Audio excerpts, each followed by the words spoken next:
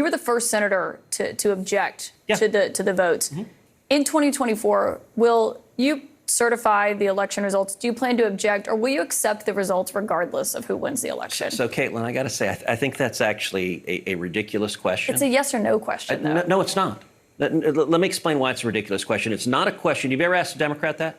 Of course. What Democrat? But what Democrats? But hold on a second. What Democrats challenge it? What Democrats? I know. I've been down this road many times. But no Democrat. You cannot compare the two situations. We have talked about that. We've seen the audio of that when they protested on the Senate floor. But hold on a second. But has you ever had a sitting president who refused to facilitate the peaceful transition of power, refused to acknowledge that his successor won the presidency? So, A, we did have a peaceful transfer of power. I was there on January 20th. I was there on the swearing in. Barely. B, if you look at in 2000, Democrats went to the Senate, or 2001, Democrats went to the Senate floor and objected to George W. Bush.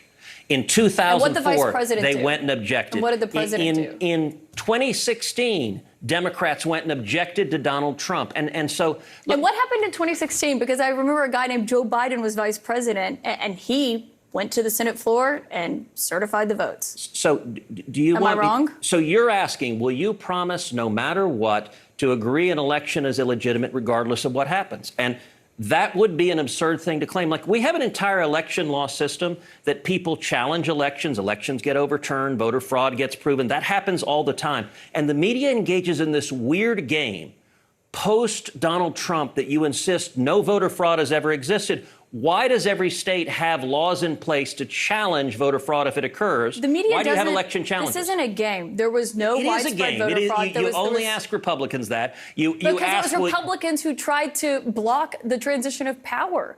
You have to acknowledge that. So we've never seen it on a scale of what happened in 2020, and we've never seen the president refuse. He wouldn't even let Joe Biden get classified briefings at the beginning. I recall that. So my question for you again, free and fair election, will you accept the results regardless of who wins? Look, if the Democrats win, I will accept the result, but I'm not going to ignore fraud regardless of what happens. Was there fraud in 2020? Of course there was fraud in 2020. No, there wasn't, and you still objected. You know for a fact there was zero voter fraud. Really? What's your basis for that? Show me your evidence. We've spoken with Governor Kemp. They did 3 hand recounts in the state of Georgia. The director of CISA said that it was the safest, most legitimate election. But you're saying zero voter fraud occurred. That's what you just said. Nothing that would have changed the outcome of that election. Okay, but that's a different statement. But no, it's not. Because if it wouldn't have changed you said there was no voter fraud. There was no voter fraud that would have changed the outcome of the election, and you know that, Senator. So what I know is that what I stood on the Senate floor and objected, what I called for, I'll tell you, I wrestled with what to do in that circumstance. And the reason I wrestled with it is because I think there was significant voter fraud in 2020. And you wanted the 10-day commission, I know, but was there voter fraud that would have changed the outcome of the election? But do you know why I wanted a 10-day commission? Because I tried to look, I'm a Supreme Court litigator. I argue cases in front of the Supreme Court. I know.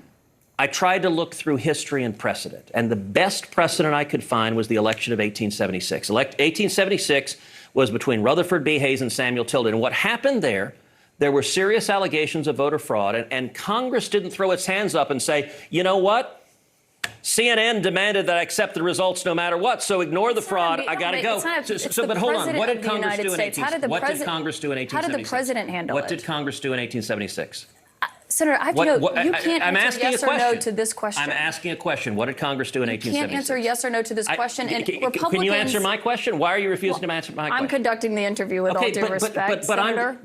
And let me ask you, it's Republicans have twisted themselves in knots. It's just a yes or no question. I'm not twisting myself. I'm answering your question. You just don't like my answer. And what's your answer? Is it yes or is it no? So in 1876, what Congress did is it appointed an election commission. It consisted of 15 people, 5 House members, 5 senators, 5 Supreme Court justices. The election commission was charged with studying the evidence and making a determination of what voter fraud occurred, and that determined the winner.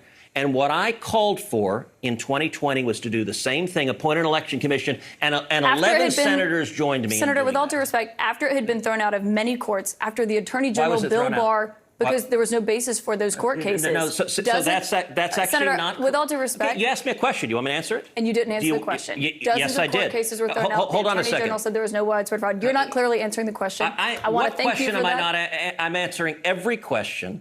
I think the country would have been a lot better off with a determination of what evidence of voter fraud there was that occurred, and instead the media didn't want to hear it and insists voter fraud never occurs. You ought to go back and look at the Carter-Baker Commission. It was the Attorney General, and my question was about 2024. It was the media. It was CNN that relentlessly pushed that propaganda. And by the way, never propaganda? That there was no widespread fraud in the election? That voter fraud doesn't exist, and anyone who says it does is wearing a tinfoil hat. That is propaganda. And by the way, you never asked Hillary Clinton this. You never asked Stacey Abrams this. You never asked Al Gore this. With all due respect, and every Senator, one of them said the Republicans who won were illegitimate. I haven't had any of them on my show. We'll talk to them. But I don't remember there being a president who was refusing to turn over the transition of power and facilitated it. And Trump didn't either. Joe My Biden question was about became 2024. You did not answer it. Let me say a final Senator point Ted for you. Cruz, You we're said out of they time. haven't come. Thank you very much, My Senator opponent, Ted Colin Cruz. Allred, hasn't either. He ought to come to your show. Senator Ted Cruz, no answer to that question. Thank you very much.